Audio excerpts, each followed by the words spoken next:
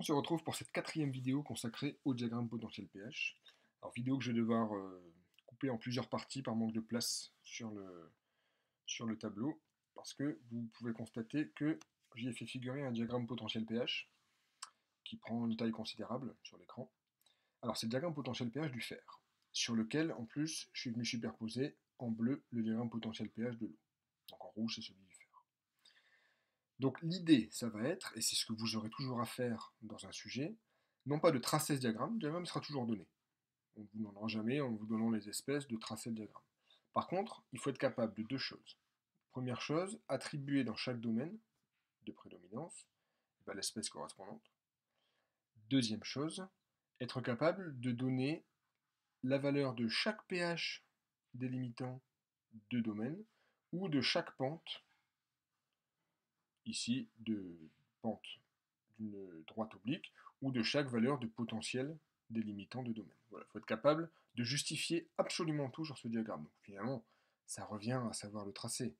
C'est quand même plus rapide d'avoir le diagramme et de justifier plutôt que de tout tracer depuis le début. Alors ici, c'est le diagramme du fer. Donc quelles sont les espèces du fer qui nous intéressent?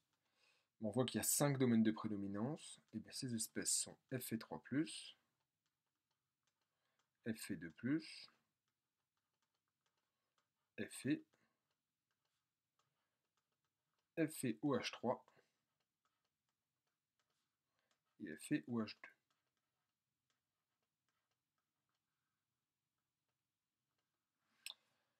On peut avoir des diagrammes du fer plus compliqués, qui font intervenir FeOH2+, FeOH2+, voilà. C'est quand même souvent ce diagramme du fer qu'on retrouve, diagramme dit simplifié du fer. Comment est-ce qu'on va faire pour attribuer chaque espèce à un domaine particulier de ce diagramme? On va commencer par calculer le nombre d'oxydation du fer dans chacune de ces espèces. Dans Fe3+, la charge c'est 3, donc c'est plus 3.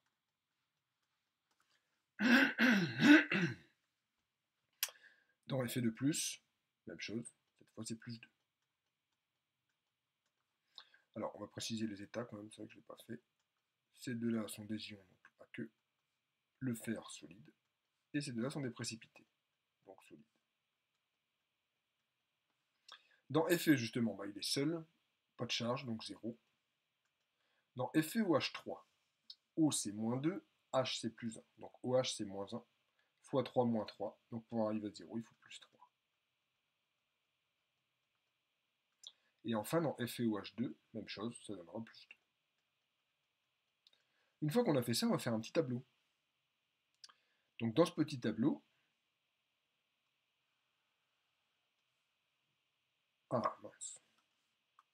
on va mettre les différentes valeurs du nombre d'oxydation du fer, du plus grand au plus petit. Donc j'ai plus 3,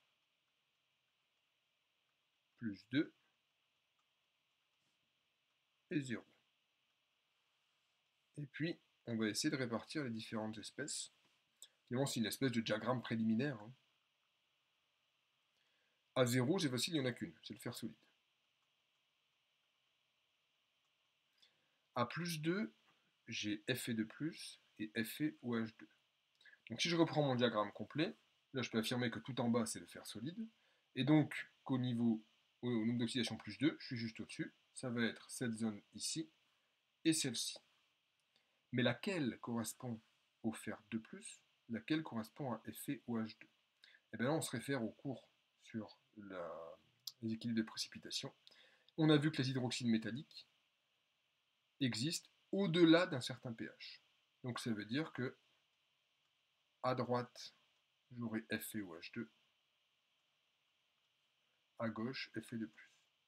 Donc quand je dis que c'était un diagramme préliminaire, ce tableau, en fait, j'indique juste les positions relatives de chaque espèce, mais sans être capable de donner la moindre frontière.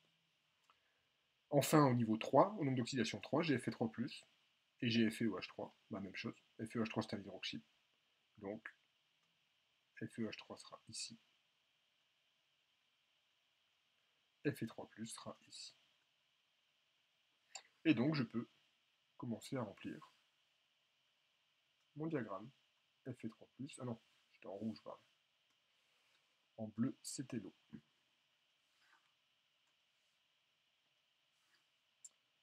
Fe3+, FeOH3, Fe2+, FeOH2 et Fe. Et donc là, on constate quelque chose immédiatement. C'est que le domaine de stabilité du fer est totalement disjoint du domaine de stabilité de l'eau. Et donc la conséquence immédiate, et c'est quelque chose que vous savez de la vie courante, c'est que le fer est oxydé par l'eau et par le dioxygène d'ailleurs. Et donc vous le savez bien, le fer ça rouille. C'est encore pire quand j'ai de l'eau et du dioxygène, mais la simple présence d'eau ou la simple présence de dioxygène peut suffire à oxyder le fer. Alors on verra dans le fameux cours sur l'oxydation, la corrosion, que c'est pas si simple. On verra qu'il y a des conditions dans lesquelles le fer s'oxyde très très très lentement, des conditions dans lesquelles il s'oxyde très très vite. Mais en tout cas, d'un point de vue thermodynamique, il est censé s'oxyder dès qu'il y a de l'eau ou du dioxygène, ou les deux.